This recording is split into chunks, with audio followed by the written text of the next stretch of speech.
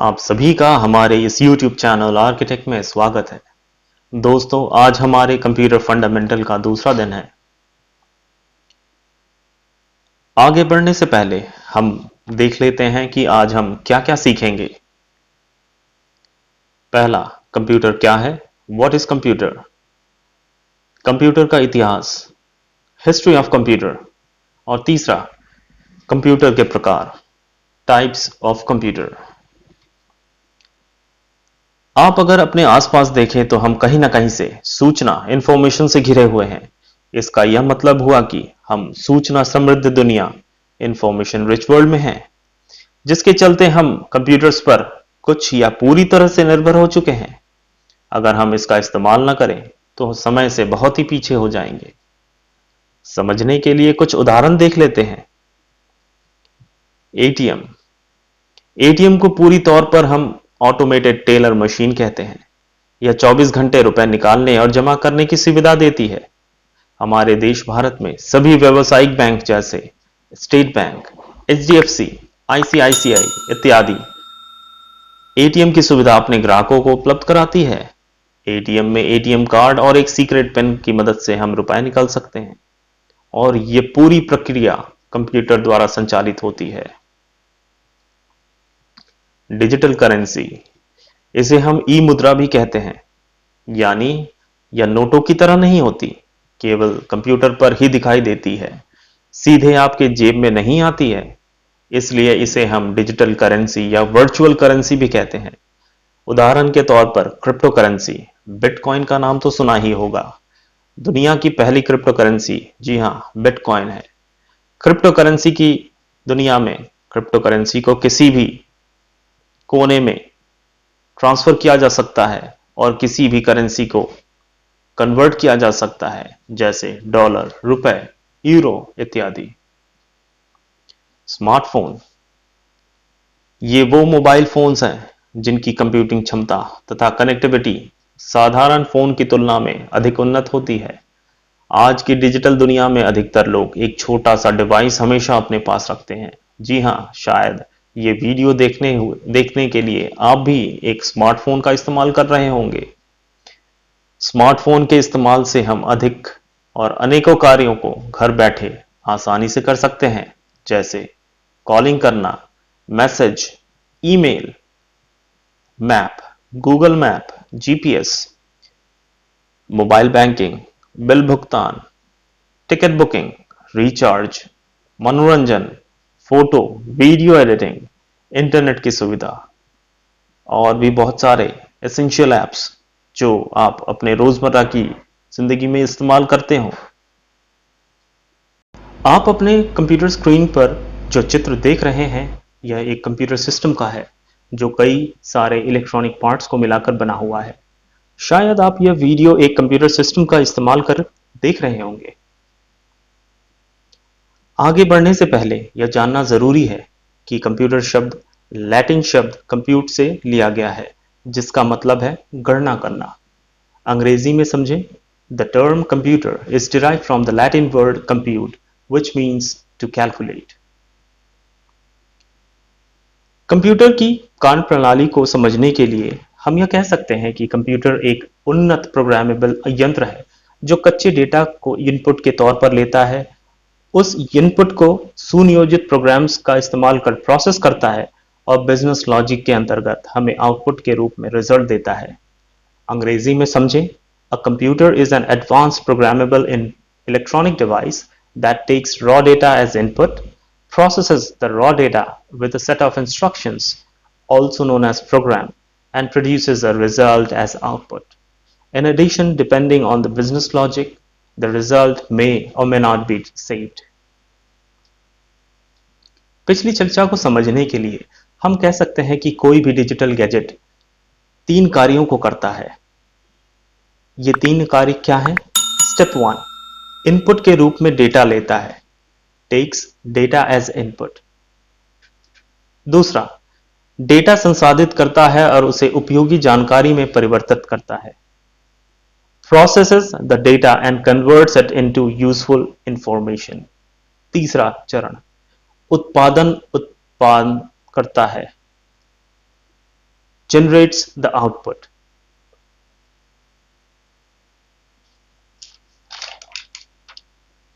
ध्यान देने वाली बात यह है कि डेटा को प्रोसेस करते समय कंप्यूटर अपने मेमोरी में आवश्यकता अनुसार डेटा इंफॉर्मेशन को स्टोर और इस्तेमाल भी कर सकता है, और इस पूरी प्रक्रिया का नियंत्रण एक कंप्यूटर के पास होता है।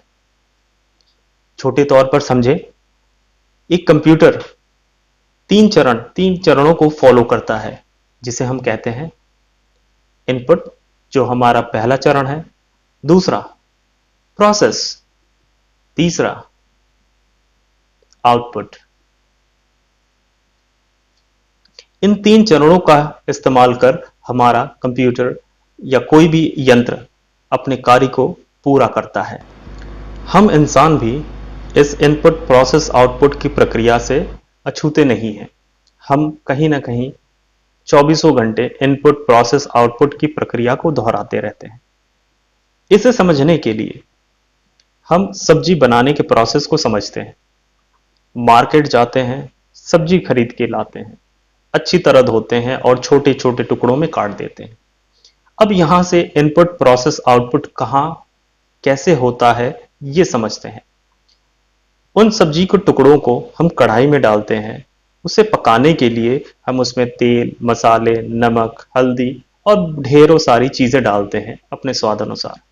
इस प्रक्रिया को, इस स्टेप को हम कहते हैं इनपुट।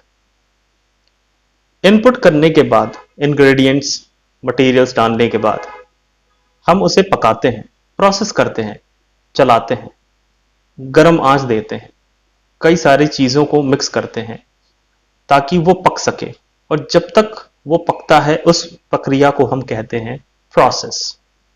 प्रोसेस होने के बाद जो पकी हुई सब्जी बाहर निकल कर आती है वो हमारा एंड रिजल्ट है, वो हमारा रिजल्ट है, जिसे हम कहते हैं आउटपुट। अब आप देखिए, क्या इनपुट के बगैर प्रोसेस हो सकता है? क्या प्रोसेस के बगैर हमें रिजल्ट मिल सकता है? नहीं। तो इनपुट, प्रोसेस, आउटपुट, ये 3 चरण ऐसे चरण हैं जो हर जगह हमें फॉलो करना ही पड़ता है।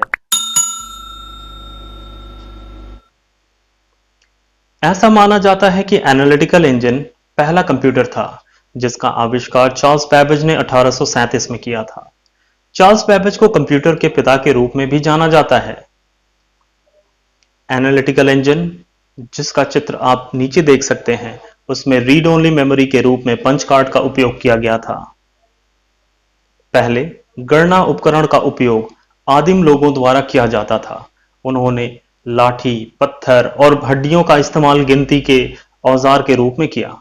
मानव दिमाग और प्रौद्योगिकी के रूप में समय के साथ और अधिक कंप्यूटिंग उपकरणों का विकास हुआ। आइए हम कुछ ऐसे उपकरणों की चर्चा करें जो कंप्यूटर इतिहास का एक हिस्सा है। एबेकस। कंप्यूटर का इतिहास एबेकस के जन्म के साथ शुरू होता है। यह पहला कंप्यूटर माना जाता है। ऐसा कहा जाता है कि चीनी ने लगभग 4000 साल पहले एबेकस का आविष्कार किया था। यह एक लकड़ी का रैक था जिसमें धातु की छड़ें होती हैं जिन पर मोतियों की माला चढ़ाई जाती है। अंकगणित गणना करने के लिए कुछ नियमों के अनुसार मोतियों को एबेकस ऑपरेटर द्वारा ले जाया गया है। चीन, रूस और जापान जैसे कुछ देशों में एबेकस का इस्तेमाल किया जाता है। Napier's bone. यह मैनुअल रूप से संचालित गणना करने का उपकरण था जिसका आविष्कार मैनचेस्टर के जॉन नेपियर ने किया था। इस गणना उपकरण में उन्होंने 9 अलग अलग हाथीदंत स्ट्रिप या संख्याओं के साथ चिन्हित और गुणा करने के लिए हड्डियों का उपयोग किया। नतीजतन उपकरण नेपियर्स बोन के रूप में जाना गया। यह दशमलव बिंदु का उपयोग करने वाली पहली मशीन भी थी।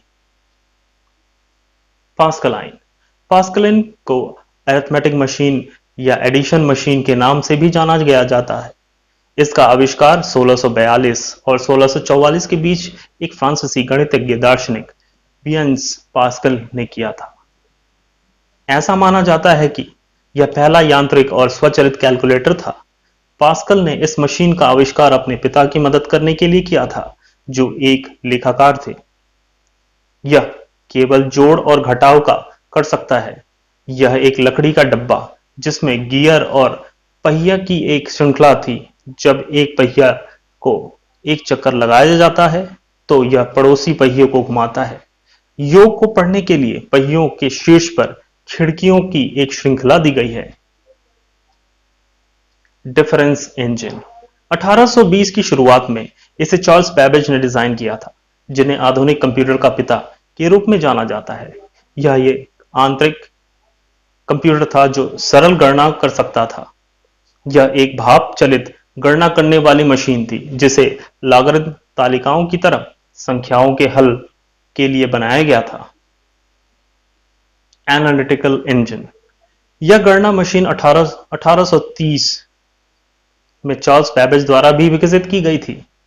यह एक यांत्रिक कंप्यूटर था जो इनपुट के रूप में पंच कार्ड का उपयोग करता था। यह किसी भी गणितीय समस्या को हल करने और सूचनाओं को स्थायी रूप से संग्रहित करने में सक्षम था। डिफरेंशियल एनालाइजर यह 1930 में संयुक्त राज्य अमेरिका में पेश किया गया था पहला इलेक्ट्रॉनिक कंप्यूटर था। यह एक एनालॉग उपकरण था जिसका आविष्कार वनरेवर बुश ने किया था। इस मशीन में गणना करने के लिए विद्युतीय संकेतों को स्विच करने के लिए वैक्यूम ट्यूब है। यह कुछ ही मिनटों में 25 गणना कर सकता है। मार्क 1 कंप्यूटर के इतिहास में अगला बड़ा बदलाव 1937 में शुरू हुआ, जब हार्वर्ड एकन ने एक ऐसी मशीन विकसित करने की योजना बनाई जो बड़ी संख्या में शामिल गणना कर सकती है। 1944 में मार्क 1 कंप्यूटर को आईबीएम और हार्वर्ड के बीच एक साझेदारी के रूप में बनाया गया था। यह पहला प्रोग्रामेबल डिजिटल कंप्यूटर था। आशा करते हैं कि हमारे आज के इस वीडियो से आपको कुछ सीखने को मिला होगा। हमारे उत्साहवर्धन के लिए हमारे चैनल को सब्सक्राइब करें और इस वीडियो को लाइक शेयर करना ना भूलें। आज के लिए इतना ही, मिलते हैं अगले वीडियो में।